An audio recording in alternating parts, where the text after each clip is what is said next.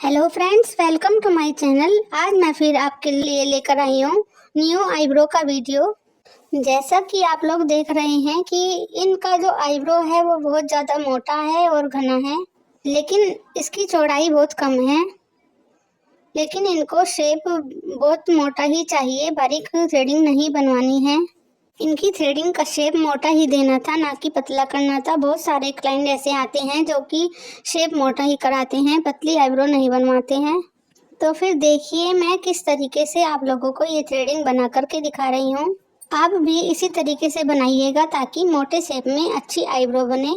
बहुत सारे लोग ऐसे होते हैं कि जो कि आईब्रो को कॉर्नर से घटा देते हैं और आईब्रो को छोटा कर देते हैं, जो कि बिल्कुल भी अच्छी नहीं लगती है। आईब्रो को शुरुआत में और आखिर में बिल्कुल भी नहीं छेड़ना चाहिए, बस बीच से ही शेप बनाते जाना चाहिए। इसकी लंबाई बिल्कुल भी कम नहीं कर देनी चाहिए।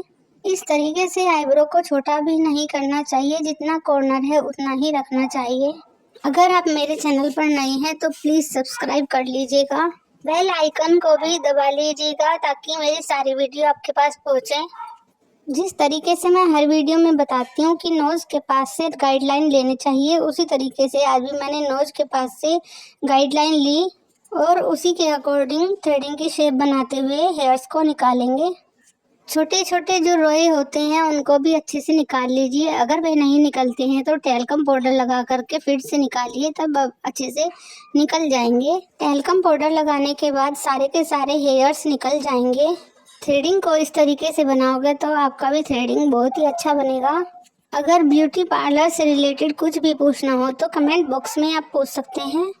देखिए बातों ही बातों में हमारी राइट आईब्रो तो बन चुकी है। अब मैं लेफ्ट आईब्रो बना रही हूँ। लेफ्ट आईब्रो में भी वही प्रोसेस अपना रही हूँ जो मैं राइट आईब्रो में आपको बता रही थी। बहुत सारे लोगों का ये भी क्वेश्चन था कि मैडम आईब्रो धागे में बाल ही नहीं फंसते हैं।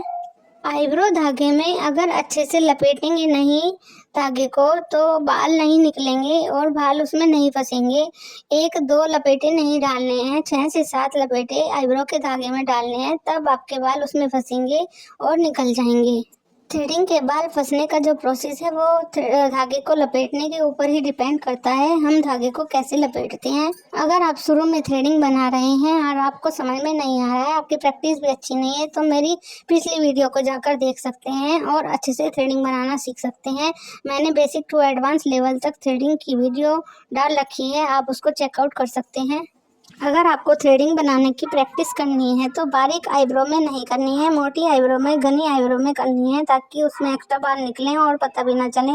जो पतली आईब्रो में अगर हम प्रैक्टिस करेंगे तो उसके एक्स्ट्रा बाल निकल गए तो वो सही नहीं होंगे, इसलिए हमें प्रैक्टिस तो मोटी आईब्रो में ही करनी है और एक्स्ट्रा बाल निकालने की ही प्रैक्टिस करनी है, तभी शेप बनानी है। अगर बारीक आईब्रो एक बार खराब हो जाती है तो जल्दी से ठीक भी नहीं होता है।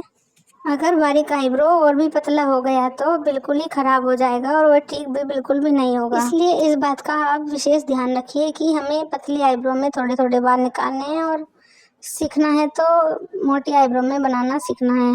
और राइट आईब्रो को भी हमें नोज के पास से बनानी शुरू करनी है और लेफ्ट आईब्रो को भी हमें नोज के पास से ही बनानी शुरू करनी है। अगर नोज के पास से आप थ्रेडिंग बनाना शुरू करते हैं, गाइडलाइन बनाना शुरू करते हैं, तो आपको शेप पता चल जाएगी और आप अच्छे से थ्रेडिंग की शेप बना पाएंगे और अच्छे से ही थ्रेडिंग के बाल निकाल पाएंगे। सबसे पहले थ्रेडिंग की शेप बनानी है, उसके बाद ही एक्स्ट्रा बाल निकालने हैं। बहुत सारे लोगों का कमेंट भी था कि मैम आईब्रो धागा बहुत जल्दी जल्दी टूट जाता है। आईब्रो के धागे को टूटने का मेन कारण ये भी होता है कि आप स्किन पर धागे का ज़्यादा दबाव डालते हैं।